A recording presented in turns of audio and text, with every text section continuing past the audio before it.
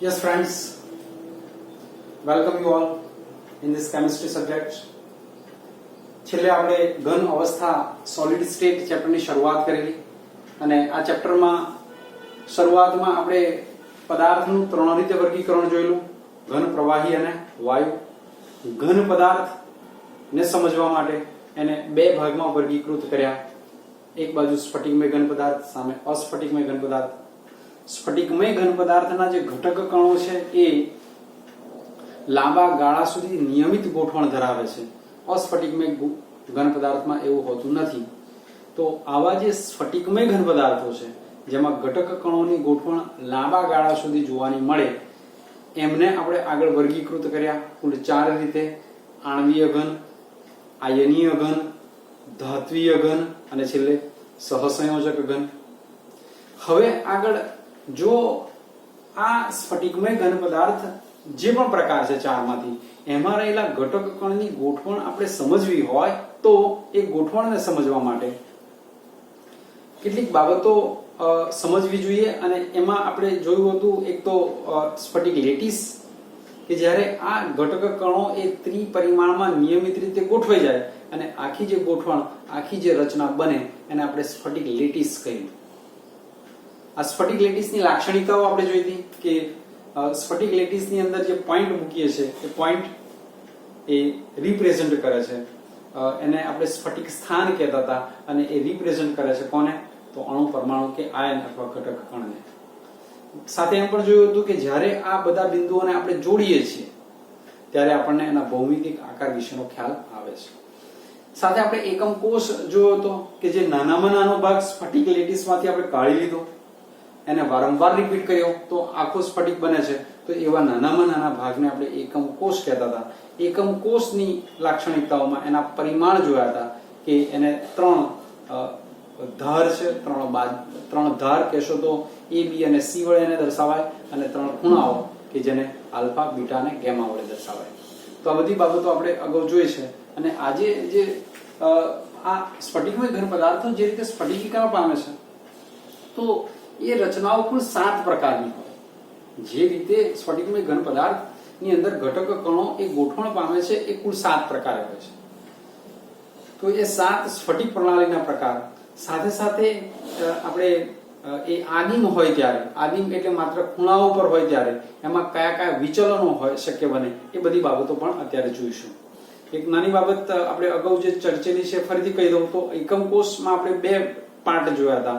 Number 1 આદિમ એકમ કોષ કે જ્યારે માત્ર ખૂણાઓ પર એના ઘટક કણો હોય. સામે આપણે કેન્દ્રિત એકમ કોષ જોયો હતો કે જેમાં ખૂણા ઉપરાંત એના મધ્યમાં અથવા એના ફલક ઉપર પણ જે ઘટક કણ અથવા જે બિંદુ એ હોઈ શકે. અત્યારે આપણે વાત કરીશું કે કુલ 7 પ્રકારની જે સ્ફટિક પ્રણાલી છે આ સ્ફટિક પ્રણાલીમાં શક્ય વિચલન,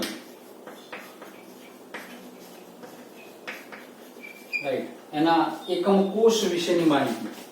આ એકમ કોષ કહેશો તો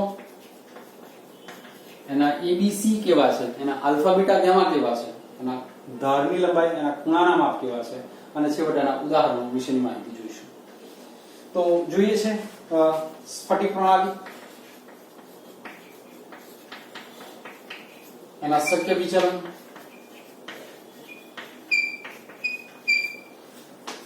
ધારના માપ. તો એમાં ABC ની વાત કરીશું, જે અક્ષીય ખૂણા છે ખૂણાના માપ, અને સૌથી છેલ્લે એમાં કયા ઉદાહરણ કયા એવા સ્ફટિકમય ઘન પદાર્થો છે જેમાં આ પ્રમાણેનું સ્ફટિકીકરણ થાય છે, આ પ્રમાણેની ગોઠવણ થાય છે. તો સૌથી પહેલી સ્ફટિક પ્રણાલી સમઘનીય જોઈશું. સમઘન તમે જાણો છો કે જેમાં એવો ઘન છે જેમાં ABC ધારના માપ સરખા છે અને આલ્ફા, બીટા, ગેમા એ 90 ડિગ્રી છે. આપણે છેલ્લે એની ડિસ્કશન કરેલી કે આ પ્રમાણે આપણે એક ઘન બનાવીએ, રાઈટ, અને એ ઘનમાં જો 1, 2, 3, 4, 5, 6, 7 અને 8 હકીકતમાં મિત્રો સમજવાનું એ છે કે આવી લાઇન્સ ત્યાં ડ્રો કરેલી નથી. હકીકતમાં તો આવા બિંદુઓ છે. આ બિંદુ એટલે કોણ? અણુ, પરમાણુ કે આયન છે. આપણે આ લાઈન શેના માટે ડ્રો કરીએ છીએ? તો એનો આકાર કેવો છે જાણવા માટે. અચ્છા, તો જ્યારે એબીસી સરખું છે, આલ્ફા બીટા ગામા સરખું છે, ત્યારે જેને કહેવાય કે આવો સમઘન મળે અને એ સમઘનમાં શક્ય વિચલનો, ખાસ કરીને એ બતાવું કે એવા કયા કયા પદાર્થો છે, ઉદાહરણમાં જોઈશું આપણે તો કેવા કયા કયા પદાર્થો છે કે જેની અંદર આ પ્રમાણેનું તમને સ્ફટિકીકરણ, આ શબ્દ બોલું છું સ્ફટિકીકરણ એટલે જે ઘટકની ગોઠવણ એ આપણને જોવાની મળે છે. તો એવા ઉદાહરણો પહેલા બતાવી દઉં તો NaCl છે, ઝિંક બ્લેન્ડ છે, આ ઝિંક બ્લેન્ડ કહીશું તો ZnS છે, અને ત્રીજું કોપર છે કે જે આ રીતે સ્ફટિકીકરણ પામે છે. મિત્રો હકીકતમાં આના શક્ય વિચલન જોઈશું તો એક આદિમ થાય છે,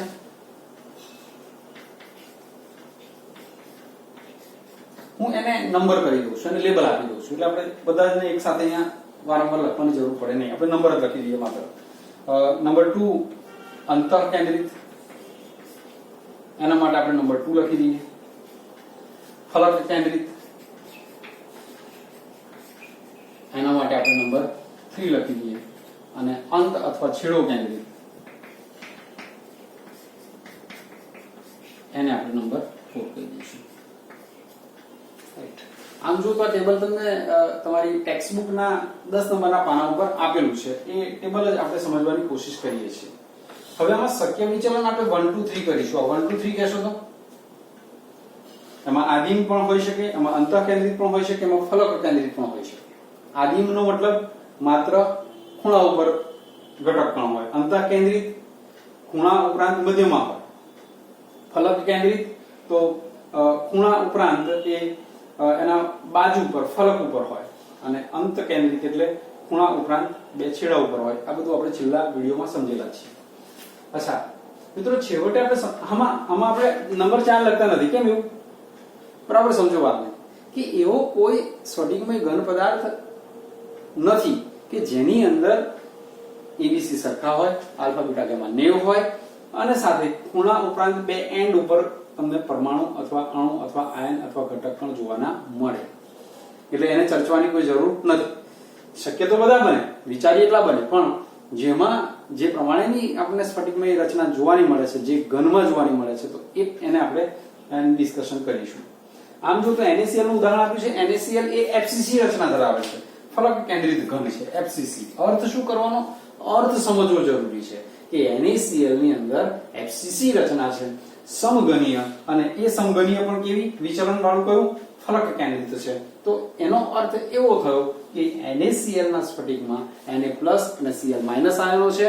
આ Na+ Cl- આયનો એવી રીતે ગોઠવાયા છે કે જેની અંદર એ સમઘન ના ખૂણા ઉપરાંત એના સમઘનના બાજુ ઉપર એ જેને કહેવાય કે ઘટક કણ ગોઠવાયેલા હોય. આ બાળકોનું પેલું બ્લોક્સ રમવા માટેના એ મારા હાથમાં આવી ગયા, એના વડે તમને સમજાવવાની કોશિશ કરું છું. તો આ એક સમઘન છે, માનો આને ભૂલી જાઓ.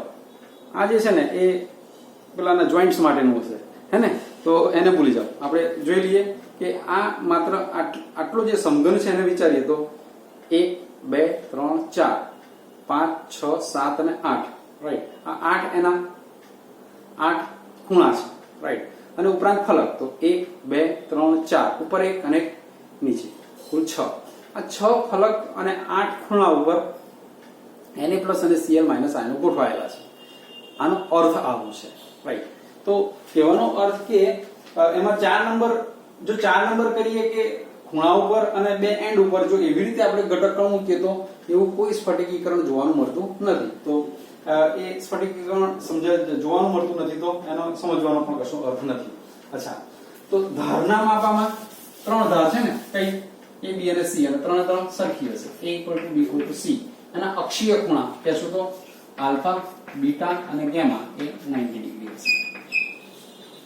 એક્ઝામમાં પ્રશ્ન શું પૂછાય છે કે જ્યારે ધારના માપ A = B = C, અક્ષીય ખૂણા આલ્ફા = બીટા = ગામા = 90, ત્રણે સરખા અને 90 હોય ત્યારે એમાં સ્ફટિક પ્રણાલી કેવી હશે?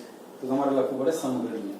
તમને પ્રશ્ન પૂછાય સમઘનીય સ્ફટિક પ્રણાલીમાં ધારના માપ અને અક્ષીય ખૂણા કેવા હશે?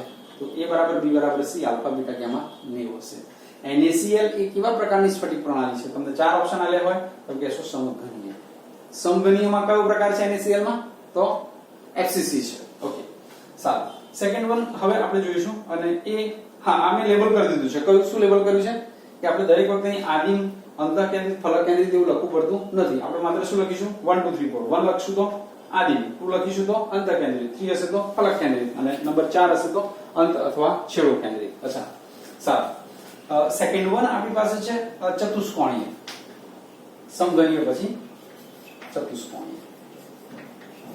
આ ચતુષ્કોણીય રચનામાં 1 2 આ બે પ્રકારનું તમને જેને કહેવાય વિચલન જોવાનું મળે. 1 અને 2. 1 2 કહેશો તો આદિમ અને અંતઃકેન્દ્રિત પ્રકારનું વિચલન જોવાનું મળે. હા, આમાં a બરાબર b હશે પણ not equal to c. Alpha, beta અને ગામા એ 90 ડિગ્રી હશે. રાઈટ. સફેદ ટીન SnO2 TiO2 CaSO4 આ બધાના એક્ઝામ્પલ્સ છે. સમજવાનું શું છે કે તમે સફેદ ટીન કહેશો કે SnO2 કહેશો ત્યારે એની અંદર એવા પ્રકારની પરિસ્થિતિ હોવાની કે જેમાં એના જે SnO2 માનો કે તો Sn+2 અને O-2 જે આયન્સ છે એ ચતુષ્કોણીય રીતે હશે. ચતુષ્કોણીય નો અર્થ શું કરી દેશો? પેલું તો એમાં બે ધાર સરખી લંબાઈની હશે અને ત્રીજી ધાર જુદી લંબાઈની હશે. બે માનો કે 5 એકમ તો ત્રીજી 6 એકમની હશે. અચ્છા, આલ્ફા બીટા ગામા 90 હશે અને એમાં જે Sn+2 અને O-2 એ એના ખૂણા ઉપરાંત અંતઃકેન્દ્રિત હોય તો મધ્યમાં એ ગોઠવાયેલા હશે. તમને પ્રશ્ન શું પૂછાય કે ચતુષ્કોણીય રચનામાં ધારના માપ અને અક્ષીય ખૂણા કેવા હશે? અથવા ધારનું માપ a બરાબર b not equal to c અને અક્ષીય ખૂણા alpha beta gamma equals to 90 હોય તો એ સ્ફટિક પ્રણાલી કેવી હશે? અથવા સફેદ ટીનમાં સ્ફટિક પ્રણાલી કેવી છે? અથવા નીચેનામાંથી ચતુષ્કોણીય નું ઉદાહરણ કયું છે? તો આ ટેબલ તમારે યાદ રાખવું પડશે.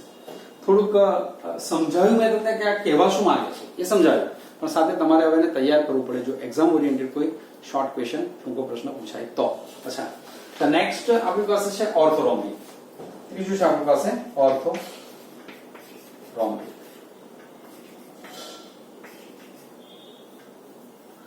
ઓર્થોરોમ્બિક એમાં જે શક્ય વિચલન છે 1 2 3 4 હશે. એના a not equal to b not equal to c હશે. આલ્ફા બીટા ગામા એમાં 90 છે. રાઈટ. રોમ્બિક સલ્ફર સાથે KNO3 BaSO4 આ બધા એના ઉદાહરણો છે. તો ઓર્થોરોમ્બિક ની અંદર 4 પ્રકારના વિચલન થશે. એના ધારના માપ આ પ્રમાણે મેં કહ્યું એ પ્રમાણે તો પ્રશ્ન ગમે તે રીતે થઈ શકે. પહેલા આપણે એક કામ કરીએ છીએ કે ભાઈ જેટલા પણ પ્રકાર છે એ બધા સમજીએ છીએ અને પછી ટેકનિકલી થોડું તમને યાદ રખાવું છું કે જે રીતે કદાચ જો તમે યાદ કરો તો એને યાદ કરી શકો. રાઈટ. તો પહેલું આપણે સમઘનીય, ચતુષ્કોણીય, ફરી પાછું છે ષટકોણીય. આ ષટકોણીય રચનામાં માત્ર આદિમ હશે, એમાં બીજું વિચલન હોતું નથી. આમાં જો તમે ABC જોશો તો a બરાબર b પણ નોટ ઇક્વલ ટુ c થશે. આલ્ફા બરાબર બીટા બરાબર 90 છે અને ગામા 120 છે. રાઈટ. ગ્રેફાઇટમાં ઉપરાંત ZnO માં CdS માં પ્રમાણેનું તમને સ્ફટિકીકરણ જોવાનું મળે. અચ્છા, ષટકોણીય રચના છે તો a બરાબર b not equal to c છે અને આલ્ફા બીટા 90 છે, ગામા 120 છે. ગ્રેફાઇટ રચના, ગ્રેફાઇટ એનું એક્ઝામ્પલ છે. ષટકોણીય પછી રોમ્બોહેડ્રલ.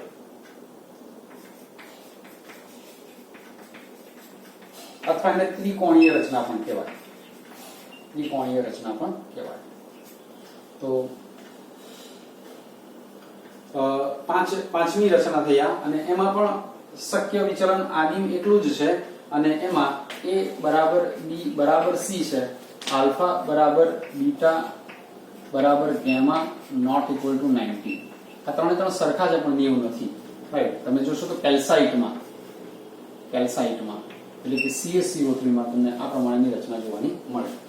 રોમ્બોહેડ્રલ ત્રિકોણીય એકમાત્ર આદિમ વિચલન શક્ય છે એટલે કે આદિમ પ્રકારનો એ તમને એકમ કોષ આપે અને આ બધામાં એ રચના તમને જોવાની મળે.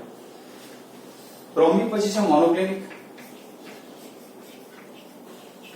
મોનોક્લિનિકમાં 1 4 કહેશો તો આદિમ અને છેલ્લે અંત અથવા છેડો કેન્દ્રિત છે. એના જો ABC જોશો તો a not equal to b not equal to c છે. રાઈટ, સાથે અહીંયા આલ્ફા બરાબર બીટા બરાબર 90 છે અને ગેમા ઇઝ નોટ 90. રાઈટ, આમાં તમે મોનોક્લિનિક રાઈટ Na2SO4 એનું એક્ઝામ્પલ થશે. અને સૌથી છેલ્લે ટ્રાઇક્લિનિક છે આપણી પાસે.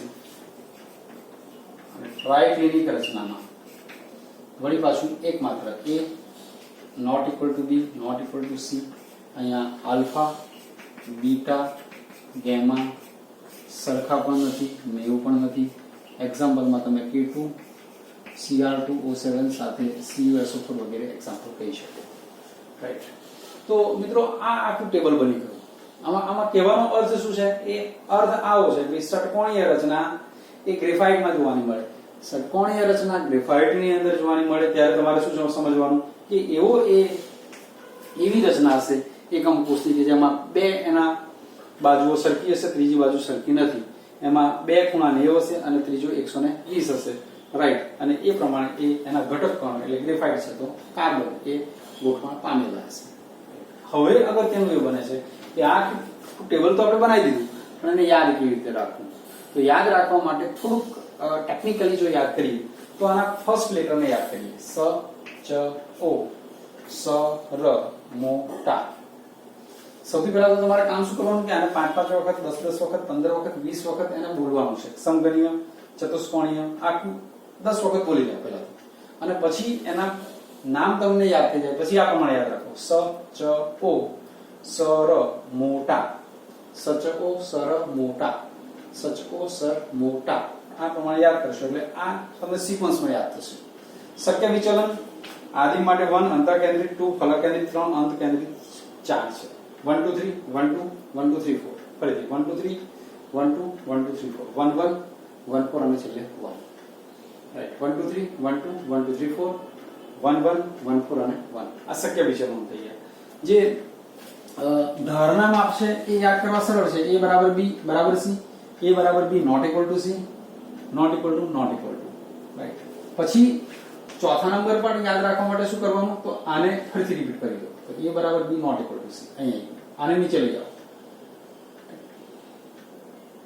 આવું નિયમ નથી પણ યાદ રાખવા માટે. અને છેલ્લે બે નોટ ઇક્વલ ટુ છે, યાદ થશે.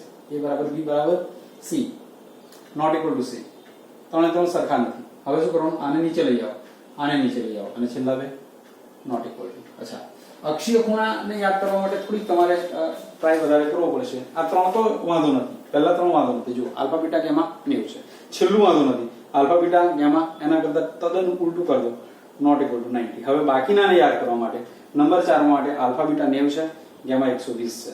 અહીંયા આલ્ફા બીટા ગેમા ત્રણે ત્રણ 90 નથી, નોટ ઇક્વલ ટુ 90. રાઈટ, અહીંયા આલ્ફા બીટા 90 છે પણ ગેમા 90 નથી. આ પ્રમાણે તમારે યાદ રાખવું જોઈએ. આ ત્રણ પહેલા યાદ રાખો, છેલ્લું યાદ કરો. Alpha beta 90, gamma 120. Alpha beta gamma not equal to 90, alpha beta 90 છે, ગેમા 90 નથી. તો આ પ્રમાણે તમે આને યાદ કરી શકો.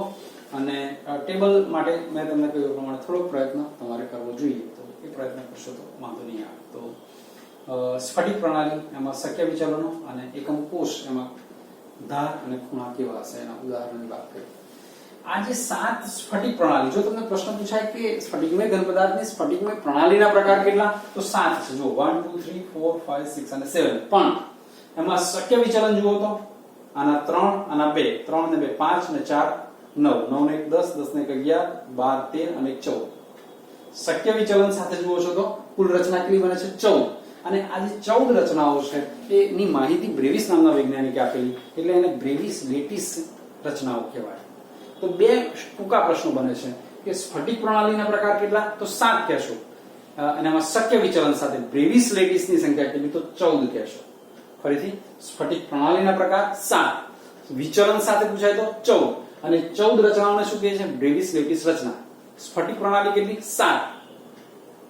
બ્રેવિસ લેટિસ કેટલા? 14 છે. એ માહિતી આપણે અહીંયા સમજ્યા.